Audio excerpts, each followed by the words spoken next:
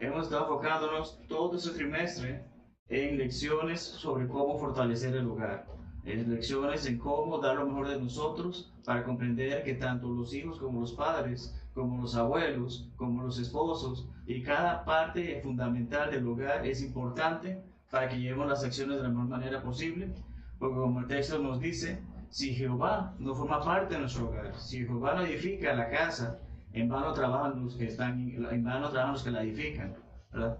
Si Dios no forma parte de lo que nosotros estamos preparando para el Señor, si nuestros hogares no son de acuerdo a la voluntad de Dios, van a haber muchas dificultades. Y es que hemos hablado de eso en estas semanas anteriores. Hoy en particular vamos a estar estudiando 1 Corintios 7. Así que les invito a abrir sus Biblias en 1 Corintios 7 porque vamos a leer prácticamente todo el texto en esta mañana de ese capítulo. Son 40 versículos y vamos a hablar mucho sobre él. ¿Qué tiene importancia? 1 Corintios 7 habla mucho sobre el matrimonio. Nos da muchos detalles sobre lo que involucra estar casado o no estar casado. Más hay algunas doctrinas incorrectas que la gente enseña, la humanidad trata de enseñar en base a malas interpretaciones de lo que el texto nos dice. Entonces, en primer lugar vemos que cuando miramos 1 Corintios 7, lo vamos a leer y analizaremos la doctrina que es expuesta por el apóstol Pablo en este capítulo. Vamos a ver y especialmente mantener en nuestras mentes que la verdad nunca contradice la verdad. Quizás suene un poquito redundante, pero el detalle es, sabemos que la palabra de Dios es verdad y hablaremos de eso en el sermón de esta mañana, pero vamos a ver que hay personas que tratan de hacer ver que lo que Pablo escribe aquí va en contra de lo que Jesucristo estableció acerca del matrimonio. Entonces, vamos a estar estudiando que efectivamente Pablo no va en contra del Señor, sino por el contrario, más bien complementa lo que el Señor ya nos había enseñado. Esta carta fue escrita a los corintios para responder preguntas, ¿verdad? Así como hoy algunos de nosotros tenemos preguntas y estamos haciendo el estudio, personas que también son nuevas en la fe tienen preguntas y están buscando respuestas. Recordemos que la iglesia acababa de empezar y realmente no sabemos cuánto tiempo tenía la comunidad de Corinto reuniéndose o las distintas congregaciones que habían allí congregándose que tenían dudas y se las hace saber a Pablo. Leamos por ejemplo 1 Corintios 1:11 para ver en primer lugar uno de esos ejemplos de cómo estas personas se acercan a Pablo o le hacen saber a Pablo, tenemos inquietudes, tenemos dudas, tenemos incertidumbres, tenemos preguntas. ¿Qué dice 1 Corintios 1:11? Porque he sido informado acerca de vosotros, hermanos míos, por los de Cloé, que hay entre vosotros contiendas. Efectivamente, cuando leemos el contexto vemos que se están dando divisiones. ¿Por qué? Porque unos seguían lo que Apolo enseñaba, otros lo que Pablo enseñaba, otros decían lo que Cefas, que es Pedro, enseñaba, y había algunos que decían, no, yo sigo lo que Cristo enseña.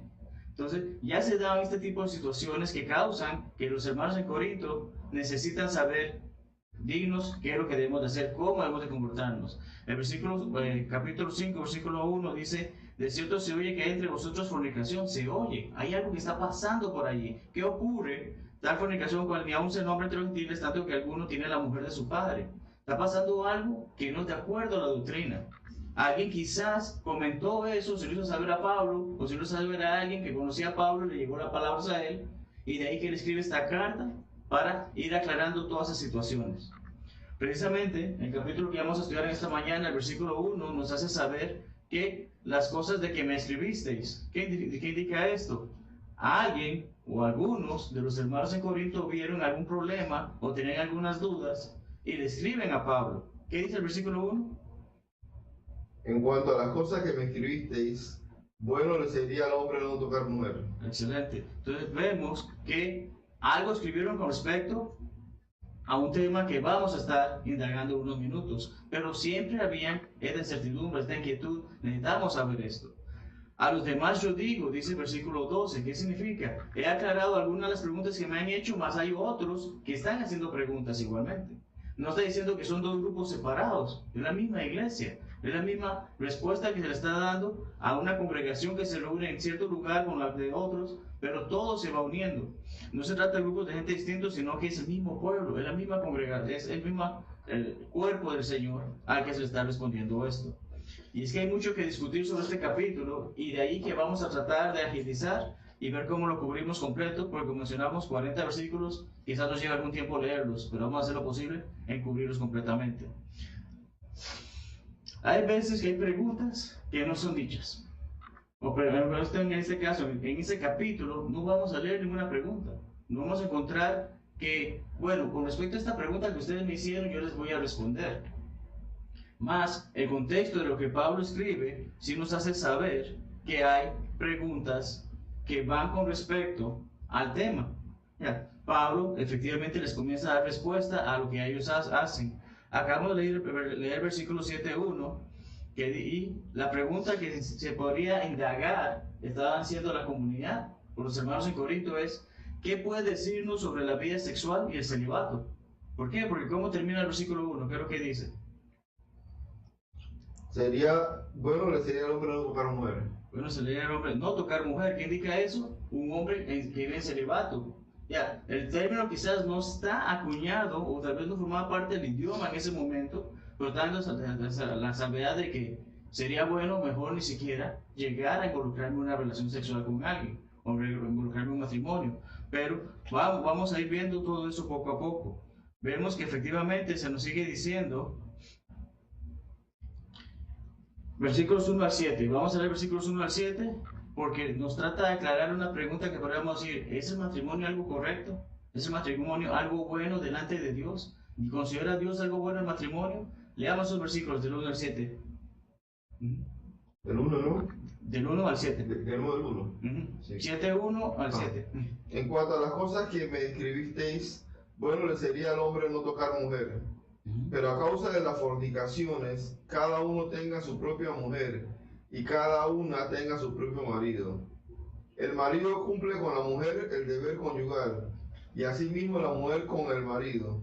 La mujer no tiene potestad sobre su propio cuerpo, sino el marido, y tampoco tiene el marido potestad sobre su propio cuerpo, sino la mujer. No os neguéis el uno al otro, a no ser por algún tiempo de mutuo consentimiento, para ocuparos sosegadamente de la oración y volver a juntaros en uno, para que no os tentéis Satanás a causa de vuestra incontinencia. Mas esto digo por vía de concesión, no por mandamiento. Quisiera más bien que todos los hombres fueran como yo, pero cada uno tiene su propio don de Dios, uno a la verdad de un modo y otro de otro. Y que Pablo vivía solo. Pablo sí se había dado a esta especie de celibato, si se puede decir. Pero estamos viendo que en el pasaje, lo que estamos leyendo, efectivamente el matrimonio es algo bueno. Pablo está haciendo saber, debido a que la persona no se contiene, debido a que el hombre no se contiene, la mujer no se contiene, es mejor llevar a cabo el matrimonio. Y cuando se está en una relación matrimonial, yo no soy yo no soy de mí, sino que pertenezco a mi esposa, y mi esposa pertenece a mí. Es lo que nos está haciendo saber, efectivamente, delante de los ojos de Dios, el matrimonio es algo bueno. Vamos a ver otra posible pregunta que le hicieron en base al texto, como vamos leyendo, y es: ¿deberían los viudos y las viudas permanecer solteros? Ya, se acaba de morir mi pareja, ¿debo quedarme solo o debo buscar a alguien? ¿Qué les responde Pablo? Leamos versículos 8 al 9. Digo pues a los solteros y a las viudas que bueno les fuera quedarse como yo, pero si no tienen don de continencia, cásense, pues mejor es casarse que estarse quemando. Vemos que el apóstol Pablo nos hace saber: sería bueno que se quedaran solos, más si no pueden quedarse solos, si no tienen esa fortaleza, entonces busquen una persona con la que establecer un matrimonio. Siguiente pregunta: ¿deberían las personas casadas seguir casadas? Volvemos, quizás todas estas personas le mandaron ese tipo de preguntas al apóstol, y él comienza a darnos las respuestas. Versículos 10 al 11, ¿qué dice? Pero a los que estén unidos en matrimonio, mando, no yo, sino el Señor, que la mujer no se separe del marido. Y si se separa, quédese sin casar, o reconcíliese con su marido, y que el marido no abandone a su mujer. Vamos a lo importante de esto. Pablo ha dicho que sería bueno quedarse solo, pero si no se puede quedar solo, cásese. Ahora bien, ¿qué quizás pasaba por alguna mente de algunos hermanos? Porque es una nueva religión para ellos. Todo esto fue, en Corinto era algo nuevo para lo que era su cultura. Bueno, si el apóstol Pablo me dice que es mejor estar solo, entonces yo voy a dejar a mi mujer. Pero Pablo dice, no, no se separe de ella, manténgase con ella. Entonces, ¿deben las personas ser casadas, seguir casadas? Sí, él está respondiendo que sí. Continuamos porque otra pregunta que se podría hacer es, ¿debería el cristiano que está casado con un no cristiano dejar al no cristiano? Vamos a ver qué dice en versículos 12 al 13. Dice lo siguiente: y a lo demás yo digo, no al Señor, si un hermano tiene mujer que no sea creyente y ella consiente en vivir con él, no la abandone. O sea, en este caso una persona escuchó el evangelio, obedeció el evangelio, fue bautizado por el perdón de sus pecados, pero su pareja no lo ha hecho. Pablo no le está diciendo que para que no vivas en pecado, déjala, porque está diciendo que es un matrimonio correcto. No le está diciendo eso, le está diciendo, quizás esa persona acepte que, bueno, tú tienes tu religión, yo te la voy a respetar. Es lo que está haciéndonos saber Pablo allí. Y si una mujer tiene marido que no sea creyente y él consiente en vivir con ella, no lo abandone. Ya, la mujer va a la iglesia, la mujer se congrega, la mujer escucha la palabra de Dios, comparte con los hermanos, al esposo no le interesa. Pero él está, yo vivo contigo, estoy tranquilo, no hay ningún problema. Entonces ella, ¿qué tiene que hacer? Quedarse tranquila, porque es un matrimonio. No hay un motivo que dé validez a esa separación. Versículos 14 al 16 nos responden otra pregunta que podría ser, ¿y si el no cristiano decide irse? Ya, él quiere irse de todas formas porque es que él no puede vivir conmigo, no quiere seguir conmigo. ¿Qué dice en versículos 14 al 16? Porque el marido incrédulo es santificado en la mujer y la mujer incrédula en el marido. Pues de otra manera vuestros hijos serían inmundos, mientras que ahora son santos. Pero si el incrédulo se separa, sepárese, pues no está el hermano o la hermana sujeto a servidumbre en semejante caso, sino que a paz nos llamó Dios. Porque, ¿qué sabes tú, oh mujer, si quizás harás salvo a tu marido? ¿O qué sabes tú, oh marido, si quizás harás salva a tu mujer? El versículo 15 lo vamos a estudiar en unos minutos. Vamos a detallar más sobre lo que Pablo está diciendo allí. Pero ponemos el versículo 14. El marido incrédulo es santificado, es separado, ya la mujer le permite estar allí. Y los hijos de su hogar indica que es algo valioso. No es de que, bueno, como ahora yo soy cristiano y esta persona es pagana, yo no puedo vivir con ella y mis hijos están pecados. Pablo no está diciendo eso. Los hijos son inocentes de todo eso. Los hijos están creciendo en un hogar en el que al menos ya hay una influencia buena y es algo bueno. Y el versículo 16 nos dice que precisamente por la actitud de un marido cristiano, la esposa puede llegar a ser cristiana en algún momento, puede llegar a ser salva. De la misma manera, en el caso de viceversa, la mujer es cristiana y logra convencer y a través de su ejemplo hacer que su esposo se salve en base a esa obediencia. Pero como mencioné en el versículo 15 que nos habla acerca de que si se separa, vamos a hablar sobre ello en unos minutos. Versículos 17 al 24 nos habla acerca de cosas que ocurren cuando uno se convierte al cristianismo. Ya, ¿puedo seguir haciendo estas cosas? La pregunta que se puede hacer es que, si es algo correcto, ¿puedo seguirlo haciendo? Porque sabemos que van a haber cosas que ya como cristiano yo no puedo hacer porque son incorrectas. Pero veamos leer esos versículos. Dice, cada uno como el Señor le repartió y como Dios llamó a cada uno, así haga. Esto ordeno en todas las iglesias. ¿Fue llamado alguno siendo circunciso? Quédese circunciso. ¿Fue llamado alguno siendo incircunciso? No se circuncide. La circuncisión nada es y la circuncisión nada es, sino el guardar los mandamientos de Dios. Cada uno en el estado que fue llamado, en él se quede. ¿Fuiste llamado siendo esclavo? No te dé cuidado, pero también si puedes hacerte libre, procúralo más. Porque el que en el Señor fue llamado siendo esclavo, liberto es del Señor. Asimismo, el que fue llamado siendo libre, esclavo es de Cristo. Vemos esa relación que hay. Si era esclavo del hombre, por Dios soy libre. Más, ahora, si era libre, tengo que comprender que soy siervo o esclavo del Señor, de Cristo. Por precio fuisteis comprados, no os hagáis esclavos de los hombres. Cada uno, hermanos, en el estado en que fue llamado, así permanezca para con Dios. Precisamente de aquí, el versículo 20, también vamos a analizarlo en algunos minutos para poder comprender el contexto de esta pregunta que se ha hecho. Versículos 25 al 38 nos habla acerca de aquellos que son solteros, aquellos que nunca se han casado. Entonces, por eso la pregunta es algo así como, ¿qué pasa con las personas que nunca se han casado? ¿Será mejor para ellos no casarse? Y hemos leído, y para adelantar por el tiempo que tenemos corto, esos versículos podemos leerlo más tarde, pero vemos como Pablo se refiere a que, bueno, sí, sería bueno quedarse solo, mas comprendiendo la naturaleza del ser humano no es correcto o le conviene buscar una pareja. En cuanto a las vírgenes, no tengo mandamiento del Señor, mas doy mi parecer, como quien ha casado misericordia del Señor para ser fiel. Tengo pues esto por bueno a causa de la necesidad que apremia, que haría bien el hombre en quedarse como está. Vemos, él continúa insistiendo, sería bueno quedarse solo, y lo que explica es, la persona que está soltera no tiene ese compromiso, no tiene esa dificultad de que, bueno, tengo que llevar a mi esposa al doctor, o necesitamos ir al supermercado, o necesitamos hacer esto, o bueno, es que precisamente mi esposa trabaja ese día y no podemos asistir a esa actividad que la iglesia está llevando a cabo. Un soltero por lo general sí tiene esa libertad. Entonces tiene una libertad más para servir a Dios que la que tiene el soltero, porque tal como los demás pasajes nos dicen, mi responsabilidad es cuidar de Jackie. Sí, mi responsabilidad como cristiano es servir a Dios, pero también tengo que mantener a mi esposa, cuidar de ella, atenderla, y especialmente, como hemos hablado en algunos de los casos que está hablando aquí, si no es converso, con más razón tengo que darle el mejor ejemplo de lo que un cristiano involucra. Finalmente, los versículos 39 al 40 nos hablan acerca de las viudas nuevamente. Ya hemos visto que sería bueno quedarse solo, que lo dice Pablo, más para evitar esa incontinencia, se autoriza el matrimonio. Pero ¿cuál es la voluntad de Dios sobre el matrimonio de una viuda? ¿Alguien quiere leer versículos 39 y 40?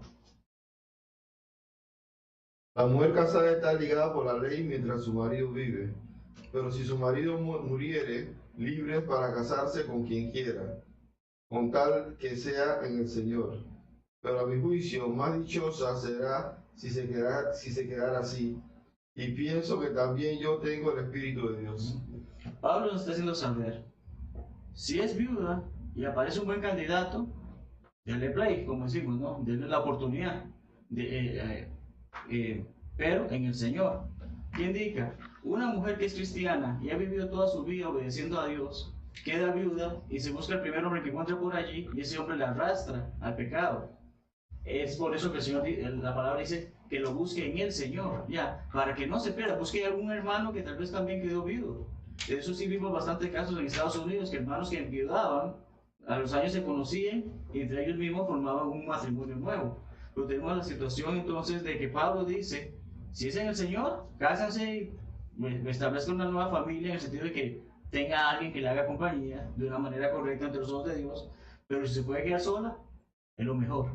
Ya, Pablo insiste en esto una y otra vez, sería bueno quedarnos solos, pero conocemos la naturaleza del hombre y de ahí que es bueno casarse. Ahora bien, ¿cuántas veces he dicho eso en esta mañana? Sería bueno quedarse solo más por actitud bastantes veces. En lo que hemos leído todo ese capítulo, ¿hemos visto algo que hable sobre divorcio? ¿Por segundas nupcias? No, ¿verdad?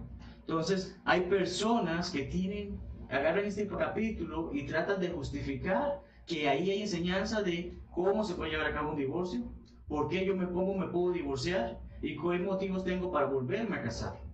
No hemos leído nada de eso en la palabra de Dios. No se trata, en mi opinión, en este caso, hemos visto estos pasajes y ninguna de esas preguntas que quizás hizo el pueblo de Corinto a Pablo da esa respuesta que, bueno, sí me puedo divorciar por esto y esto y esto. ¿Por qué? Porque efectivamente Pablo no está contradiciendo a nuestro Señor. Y es de ahí que vemos, nuevamente, en el contexto no podemos encontrar ninguna referencia o aplicación por parte del apóstol de algo referente al divorcio o segundas nupcias o algo que me autorice a llevar a cabo ello. Ni siquiera aparece la excepción. ¿Alguna vez leímos la palabra fornicación? No, decimos de que por la incontinencia que el hombre puede que caiga o que busque una relación sexual, pero en ningún momento Pablo está mencionando, si está fornicando, cásese. No lo ha dicho. No menciona nada ni siquiera de esa excepción. Continuamos porque Pablo lo que está discutiendo son puntos que nuestro Señor no cubrió en su ministerio mientras estuvo en la tierra. Nuestro Señor fue claro.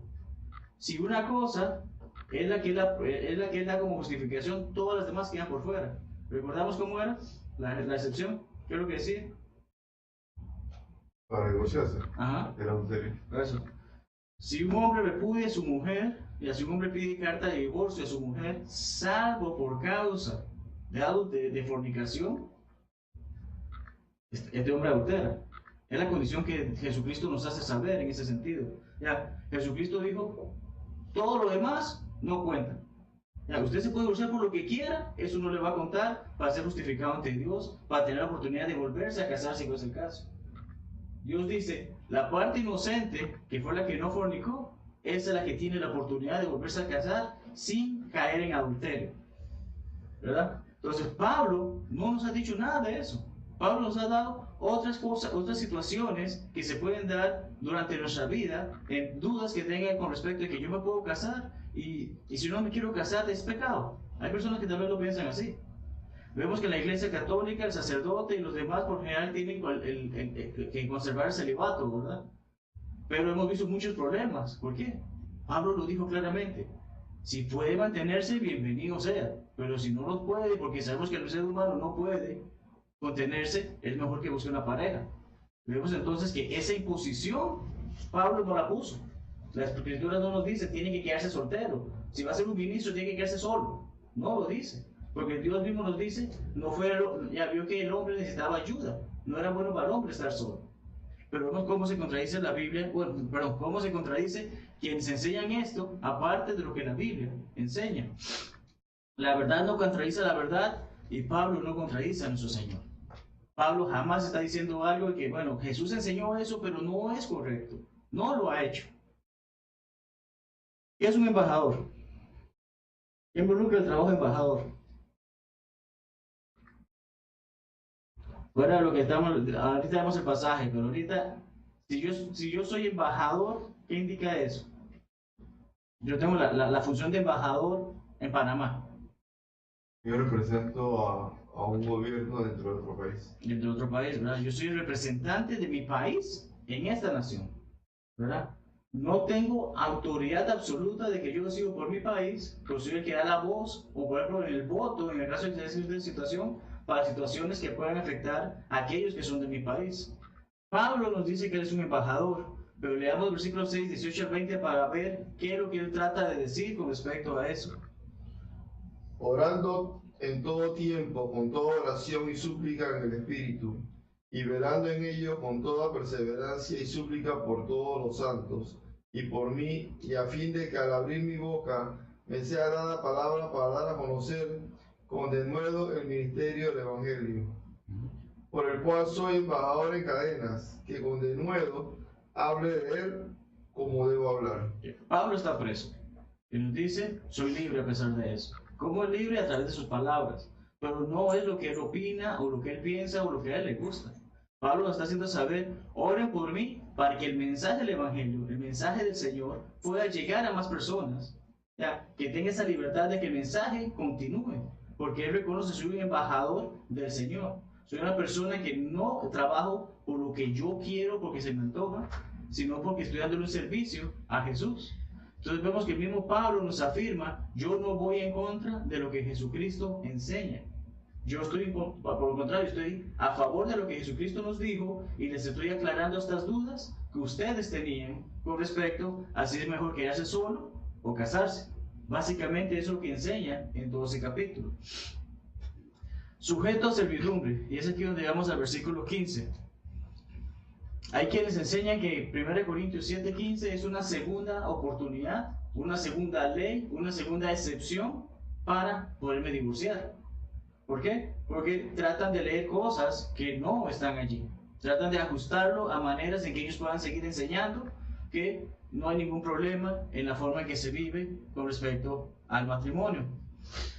La Reina Valera 1960 nos dice, si el incrédulo se separa, sepárese, pues no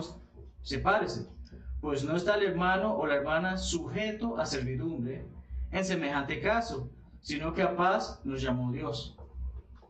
La Biblia de las Américas tal vez nos pone unas palabras un poquito más claras de comprender. Sin embargo, si el que no es creyente se separa, que se separe. En tales casos, el hermano o la hermana no están obligados, sino que Dios nos ha llamado para vivir en paz. ¿Obligado a qué? ¿O estar sujeto en mansedumbre, en servidumbre? ¿A qué? Es lo que tratamos de aclarar en este momento para entonces poder comprender si lo que se enseña acerca de que esto nos da el punto a favor del divorcio o no. Es lo que tenemos que comprender en base a lo que dice Dios. ¿A qué nos está sujeto obligado? La palabra dulo en la voz pasiva significa ser reducido a la esclavitud, venir a ser esclavo o siervo. Esa es la palabra que está traducida allí como sujeto a servidumbre o no estar obligado. ¿Qué es lo que nos está tratando de hacer saber?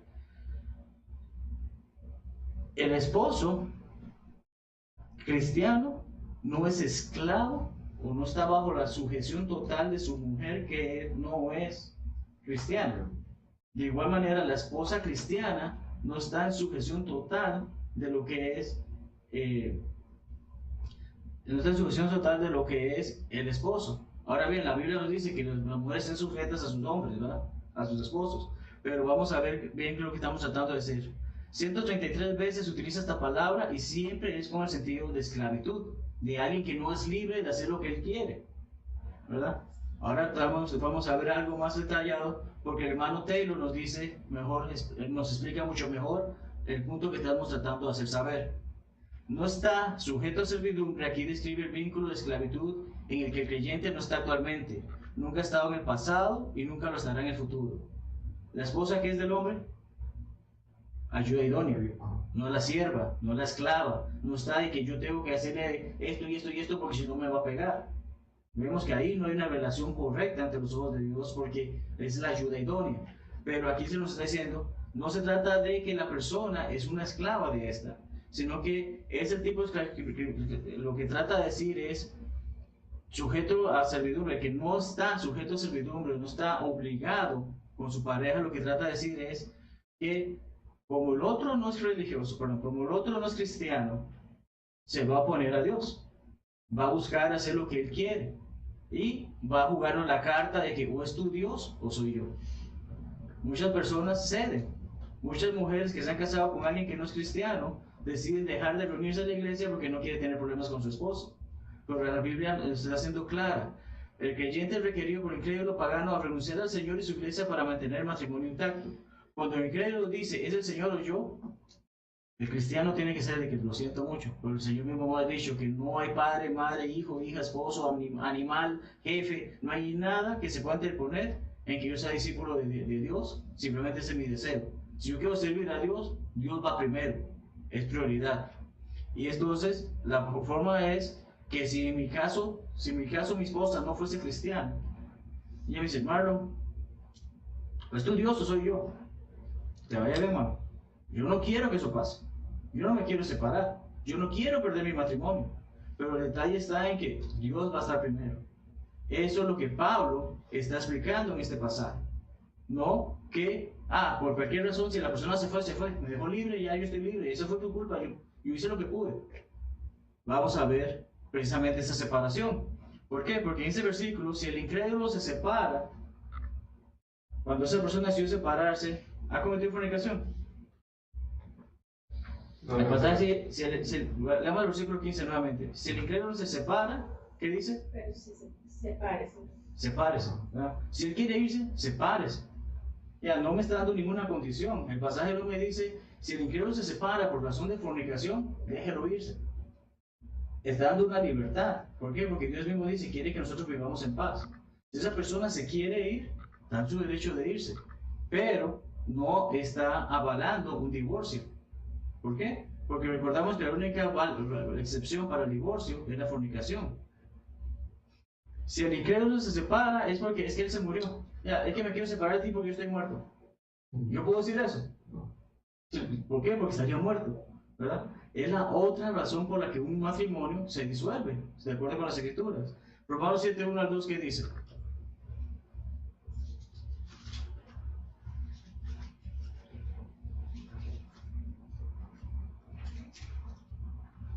especialmente el versículo 2. Porque la mujer casada está sujeta por la ley al marido mientras esté vivo. Pero si el marido muere, ella queda libre de la ley del marido. Entonces, ciertamente el incrédulo no se va a separar en muerte, ¿verdad? Porque ya eso se separó inmediatamente. El mismo punto es, si el que me quiero ir de la casa porque aquí ya no soporto verte, y ya te dije, o tu Dios soy yo. Ya. No me está dando una razón válida de que yo diga que es que mi esposo se fue por fornicación. No, él se quiso ir de la casa porque no quería que yo estuviese en la iglesia. Vemos que en ese caso, mi pareja me dejó, pero no me está dando una justificación, no me está dando la razón válida que Jesucristo dice, bueno, como fornicó, usted está libre. No, él simplemente se fue. Porque también volvemos a recordar que en ese mismo capítulo leemos de que si la esposa se separa, que se reconcilien, ¿verdad? Tenemos ese sentido entonces. No sé si logro, quizás los mareé un poco, no sé si quedó claro lo que estoy tratando de decir con respecto a este pasaje. Ya, hay personas que incluso dentro de la iglesia hay algunos hermanos que piensan que esto me permite a mí divorciarme. Ya, si mi esposa se fue, yo tengo el derecho de rehacer mi vida y casarme con alguien más. Pero no es así. Porque no está confirmado que ella me dejó por fornicación, que ella estaba con otra persona más. De esa misma manera es como el detalle que si mi esposa se murió, se murió. Ella no se separó y se fue, que tu Dios soy yo y se murió. ¿Verdad? Está esa situación. Si la separación no es por muerte o por fornicación, ninguno está autorizado a casarse de nuevo. ¿Ya? ¿Por qué? Porque no se ha dado la validez que Dios espera de nosotros en este sentido. Es triste que muchas veces, efectivamente, la persona que se va es porque estaba buscando a alguien más. ¿Verdad? Ah, es que estudioso yo, pero no, realmente es que yo tengo a alguien más y quería irme. ¿Verdad? Entonces, ¿qué ocurre en ese tipo de casos? Recordamos, no hay un divorcio por medio. Pero en este caso, esa persona ya está rompiendo el matrimonio y se puede aplicar la excepción que Jesucristo nos da. En ese caso, la persona inocente, el cristiano que dejó que su no creyente se fuese, porque él se quiso ir, esa persona está tomando la situación de que él decidió reempezar su vida sabiendo que no debía hacerlo. Ahora yo estoy en la libertad de que sabes que quiero el divorcio legalmente y hacer las cosas como Dios manda para, si en algún momento se me sale la oportunidad de empezar una nueva relación, hacerlo. Porque volvemos a recordar lo que Pablo nos ha dicho. Si me puedo quedar solo, es mejor. Si mi matrimonio no funcionó y mi esposo se fue, tengo que quedarme solo, me guste o no me guste. Eso es lo que la palabra nos está enseñando en este pasaje. Pero como les he mencionado, vamos a leer nuevamente el versículo 20 para comprender bien qué es lo que involucra este pasaje.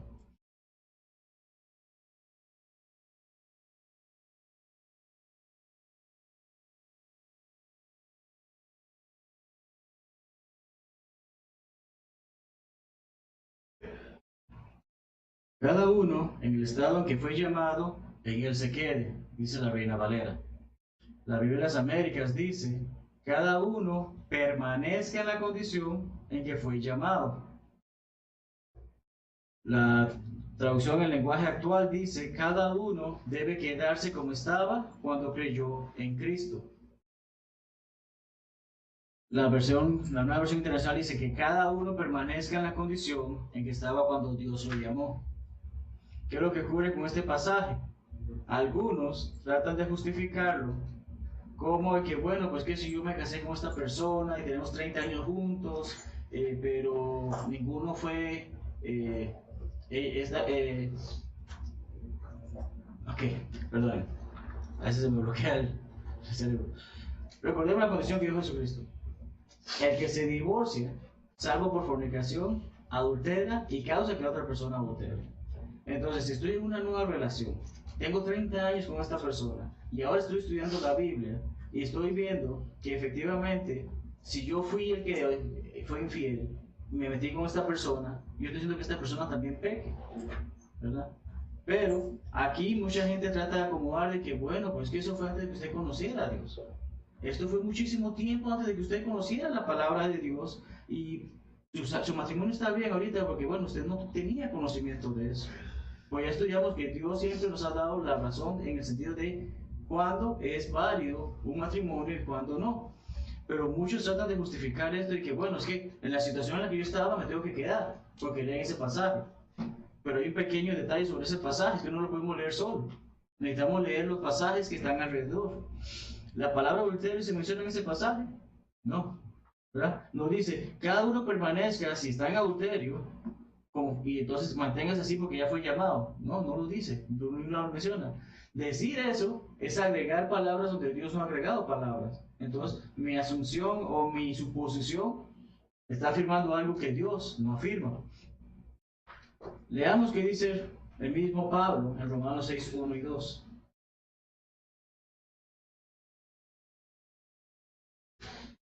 ¿Qué pues diremos? ¿Perseveraremos en el pecado para que la gracia abunde?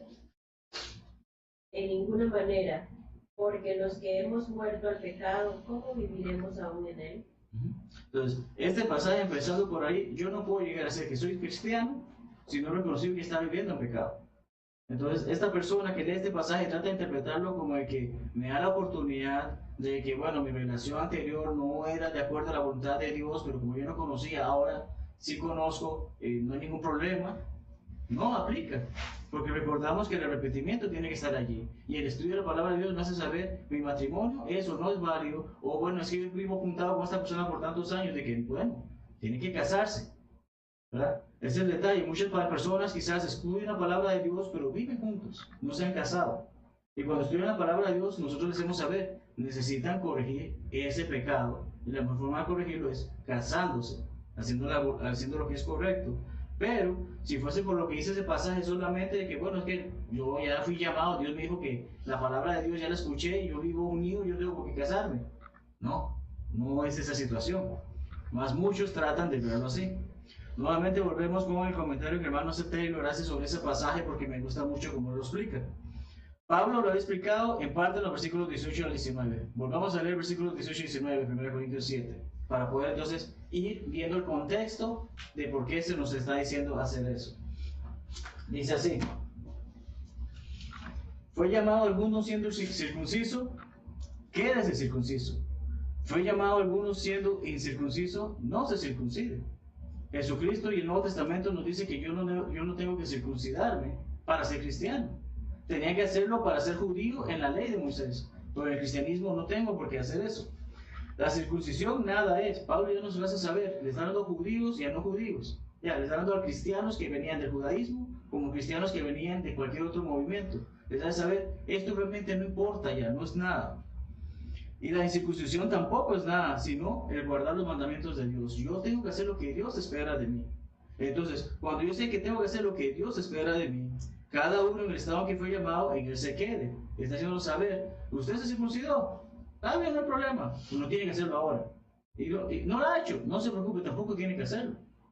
Vemos entonces que el versículo 18 al 19 en parte nos aclaran, pero más nos aclara el versículo 21 al 23. Fuiste llamado siendo esclavo. Bueno, es que ya como yo soy cristiano, ya me bauticé, ya hice la voluntad de Dios, ya no trabajo para este hombre. Ya estoy libre.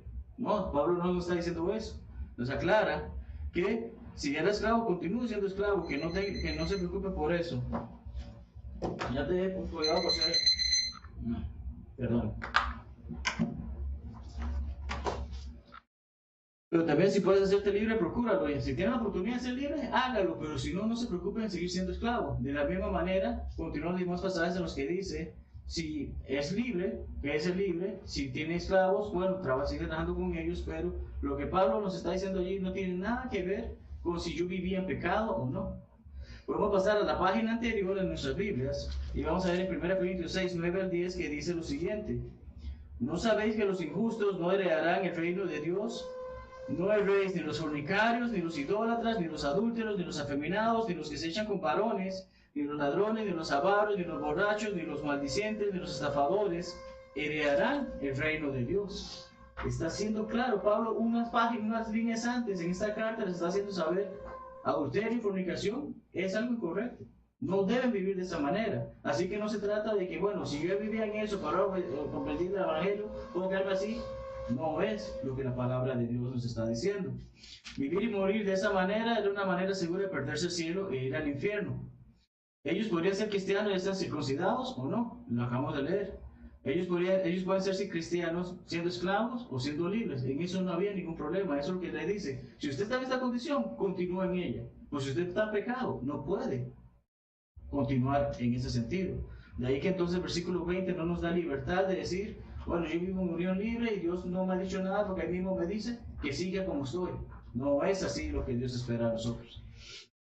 ¿Alguna pregunta? Yo sé que es bastante complejo porque es bastante texto y bastante estudio, pero vamos a tratar de concluir la clase con los detalles de lo que hemos hablado brevemente. Tito 1:2 nos dice, Dios no miente. La palabra de Dios, no hay ninguna mentira allí, por lo tanto nada se contradice la palabra de Dios. La palabra de Dios también nos dice que así como Dios no miente, su Hijo tampoco miente, porque su Hijo fue el que dijo, ¿quién es el padre de la mentira? Juan 8:44 nos dice, es Satanás. Ni siquiera el Espíritu que inspiró a quienes escribieron su palabra miente. Leamos 2 Timoteo 3:16-17, que algunos lo sabemos casi que de memoria. Toda escritura es inspirada por Dios y es útil para muchas cosas, pero al final del versículo 17 nos dice que es para hacernos completos, hacernos perfectos para toda buena obra. Pero si alguien lo quiere leer, es bienvenido a hacerlo. 2 Timoteo 3:16-17.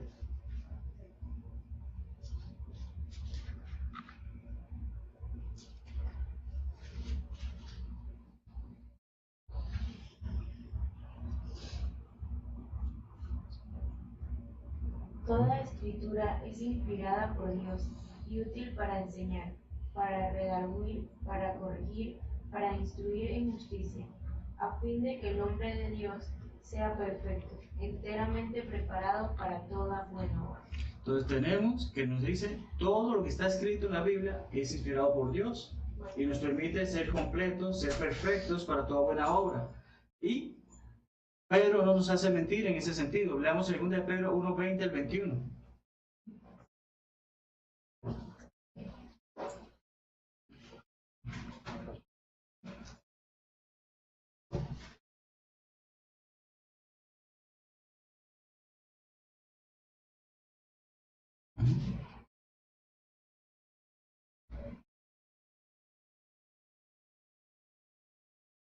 Entendiendo primero esto, que ninguna profecía de la Escritura es de interpretación privada, porque nunca la profecía fue traída por voluntad humana, sino que los santos hombres de Dios hablaron siendo inspirados por el Espíritu Santo.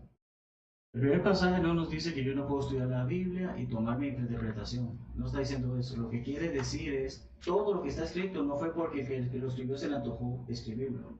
Ya, no es una interpretación privada, no es algo propio de él de que yo quise escribir esto, sino como dice el siguiente versículo, fueron inspirados por el Espíritu Santo a escribir lo que tenemos en las Escrituras. De ahí confirmamos que lo que dice 1 Corintios 7 no es una contradicción, no es una mentira y no va la voluntad de Pablo por encima de la voluntad de Jesucristo.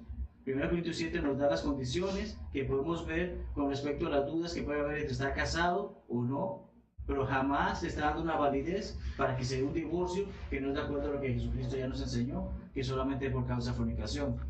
El matrimonio es una hermosa institución dada por Dios y como tal debemos de respetarla y comprender que Dios tiene un gran plan para todos aquellos que tenemos la bendición de estar casados. Y los que son solteros tienen la bendición de poder en algún momento decidir quedarse solos o encontrar a esa persona con la que van a establecer un buen matrimonio y salir adelante.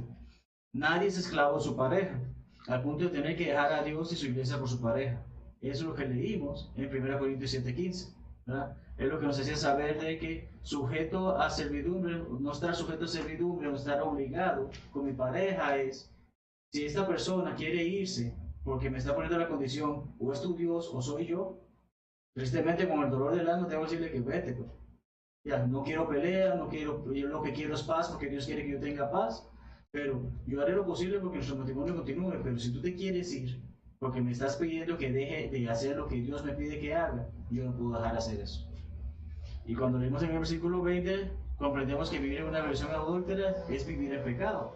No es nada con ser circunciso o incircunciso. No tiene nada que ver con si se me cayó un brazo y ahora cómo hago porque no tengo ese brazo. No tiene que ver nada con el respecto de que si vivo en pecado, no estoy haciendo la voluntad de Dios. Y de esa manera mi relación matrimonial o mi relación juntada, como algunos dicen hoy en día, No es ese detalle lo que leímos en el versículo 20. No importa cómo queramos maquillar la situación. No, pues que yo tengo tantos años con esta persona y cómo la voy a dejar. La voluntad de Dios me está diciendo no puedo seguir en pecado. Algunas cosas que no tenían nada que ver con lo que es la cultura no afectan mi condición cristiana hoy en día. Más esta situación sí la afectaría.